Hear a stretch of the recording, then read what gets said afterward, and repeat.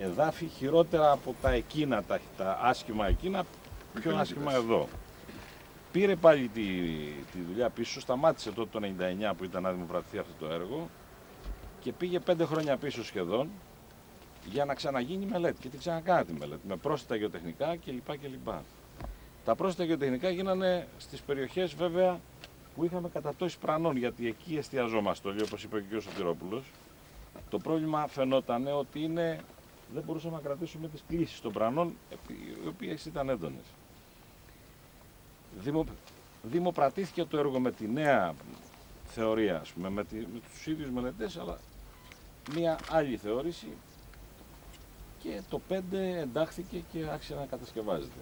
Με το που ξεκινήσαμε να κατασκευάζουμε, με τη νέα μελέτη, το πρώτο χιλιόμετρο που μπήκαμε εκεί πάνω. Ουσιαστικά έγινε αναπροσαρμογή της παλιάς μελέτης στα καινούργια γεωτεχνικά δεδομένα. Κάναμε και άλλες γεωτρήσεις και άλλα γεωτεχνικά και κάντε το έτσι, ας πούμε. Αυτό, ναι.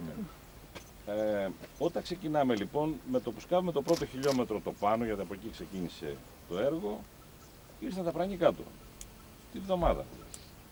Τους ξαναφωνάζουμε, ενισχύει η ομάδα αυτή, έτσι. Πέστε μας τι κάνουμε. Λέει, σκάψτε τα με μεγαλύτερη κλίση. Τα ξανασκάβουμε με μεγαλύτερη κλίση, ξαναπέφτουν. Και πάμε σε τρίτη θεώρηση, η οποία έδειξε ότι κάπου εκεί στέκονται, είναι αυτά που είναι τώρα.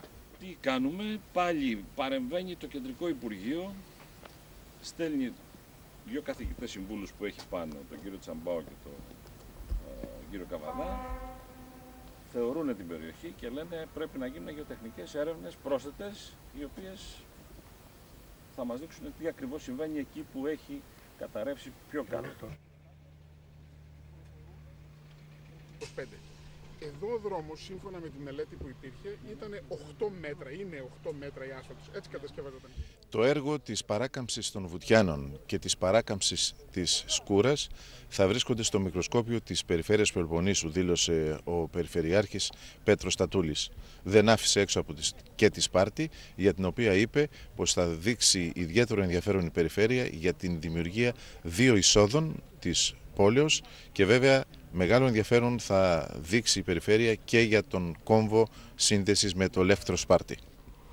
Κάναμε μια επίσκεψη στο κομμάτι Τρίπολης Σπάρτης, ιδιαίτερα στα 2 σημαντικά κομμάτια που αποτελούν προτεραιότητα για την νέα αιρετή περιφέρεια, ώστε να επιτύχουμε αυτές τις διαδικασίες που θα εγγυηθούν για την γρήγορη αποπεράτωση αυτού του πολύ σημαντικού οδικού άξονα.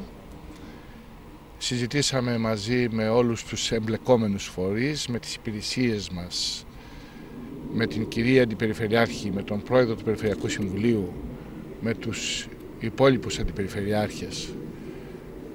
Τα ζητήματα αυτά δόθηκαν κάποιες οδηγίες και κατευθύνσεις και νομίζω ότι πολύ σύντομα θα είμαστε σε θέση να ανακοινώσουμε την δημοπράτηση αυτών των 2 κομματιών, όπου υπάρχει πλέον επισταμένο το ενδιαφέρον του ίδιου του κυρίου Υπουργού.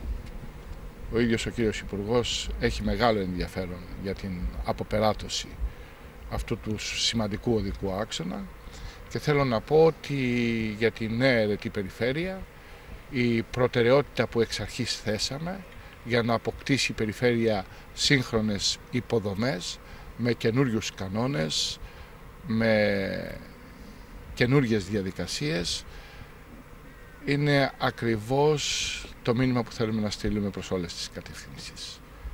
Όπως έχουμε συζητήσει με τις υπηρεσίες μας, οι διαδικασίες θα έχουν έναν υψηλότερο βαθμό ωριμότητας, θα έχουν έναν υψηλότερο βαθμό σχεδιασμού και θα τηρούνται αυστηρά τα χρονοδιαγράμματα και οι υποχρεώσεις όλων όσων εμπλέκονται σε αυτά τα γεγονότα. Δεν υπάρχει περίπτωση να μην, πλέον έχοντας την εμπειρία των αστοχιών, να μην είμαστε πολύ πιο συνετοί και πολύ πιο συνεπείς σε αυτά που θέλουμε να κάνουμε. Με αυτούς τους νέους κανόνες θα προχωρήσουμε.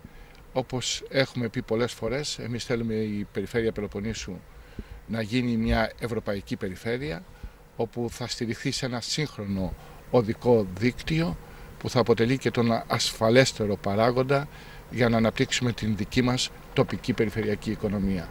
Τα δύο μεγάλα έργα που θα προχωρήσουν πολύ γρήγορα, καθώς και η ένταξη του δρόμου Γηθίου Αερόπολης στο ΕΣΠΑ, ουσιαστικά δημιουργούν τις προϋποθέσεις της άρσης, της απομόνωσης της Νότιας Λακωνίας. Η Σπάρτη, η μεγάλη αυτή πόλη, είναι στις προτεραιότητές μας. Θεωρούμε ότι είναι ένα σημαντικό, μεγάλο πολιτιστικό κομμάτι για μας, γιατί είναι πολύ βαρύ το πολιτιστικό της υπόβαθρο, και από την άλλη μεριά το ενδιαφέρον μας για την Νότια Λακωνία είναι μέσα στις προτεραιότητές μας. Σας ευχαριστώ πολύ.